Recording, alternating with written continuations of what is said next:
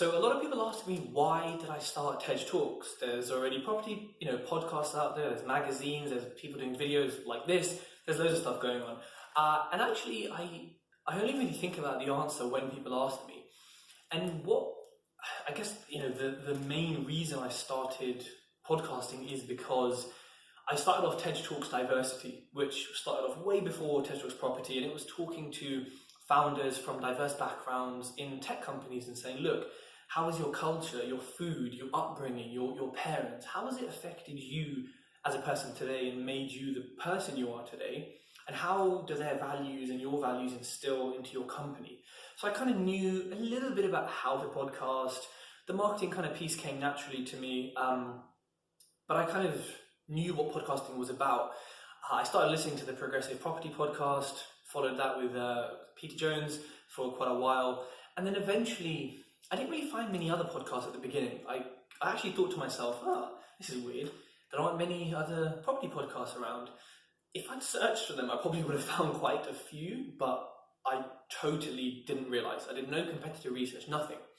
And I kind of have been on some courses, and I've met people in property and seen people teaching.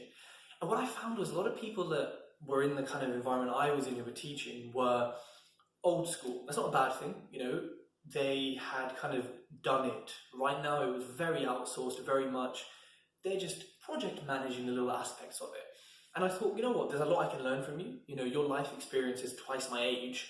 I'm ready to learn life in a way. However, maybe it's the millennial in me, but I just didn't learn as well as I could have. I mean, I can't sit down in those skinny chairs in those rooms and learn very well anyway. I prefer to read and do it myself. But I kind of thought, hold on a minute. I want to be able to learn from amazing people who are doing it right now. Not when it was 120% mortgages, next day remortgages. I want people who are staring Brexit in the face and saying, this is my strategy, I'm doing it.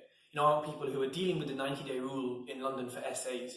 I want people who are dealing with a saturated HMO market, These are the people I want to learn from. And so I thought, actually, let's do a podcast, because I think as good as people are at their job or their passion, such as property investing, such as building a TV or being a solicitor or something like that, they may not be good at actually getting themselves out there and building themselves a brand and a profile. And so as I was kind of new to the Facebook world, I thought, let me do something to help people. Let me do something to, one, get these everyday property investors who are relatable to you and I. Let me give them a platform. But at the same time, let me sort of learn a lot from these people, but whilst there's a microphone in the room and everyone's listening, And so for me, that was really the reason why I started Tej Talks, and a little bit about the kind of background of how I got to it. And I really hope you're enjoying it. If this video is totally new to you, type in Tej Talks Property into Spotify, into your browser, into Castbox, iTunes, wherever you'll find the podcast. Have a listen and let me know what you think. And if you know any awesome guests you want to recommend, just hit me up.